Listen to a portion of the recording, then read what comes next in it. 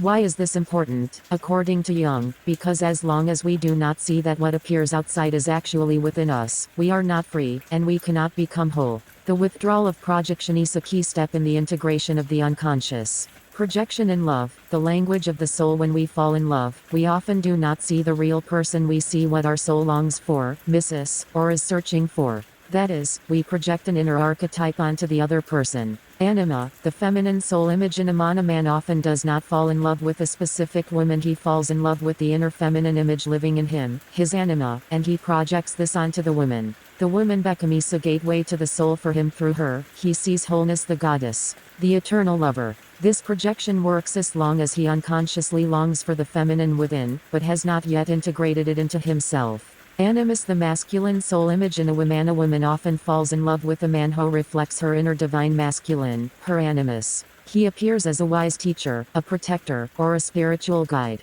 Through him, she wants to find her own inner strength, her clarity, her spiritual will, and her integrity. What happens when the projection fades? When we begin to see the other person clearly, not through dreams or illusions, the projection is withdrawn. And then the question arises, do we really love? Now the connection can become a real soul relationship, if both people are able to hold each other, not only in dreams, but in reality. Projection in divine relationships. Many people see the divine light in religion, in Jesus, in teachers, in spiritual leaders. This can be the start of true awakening, but also just projection, if we don't realize that the light is within us. Jung says, God must not be sought outside, but within. But the soul first projects him onto temples, statues, or people, so it can learn to recognize. That is why projection is not the problem, but if we cling to it too long, it becomes an idol, not a gateway. The purpose of projection is not to stay outside, but to bring it back to the soul. When a man sees the divine feminine in a woman, not just physical beauty or intellect, she becomes a teacher, a mirror, a priestess of his soul.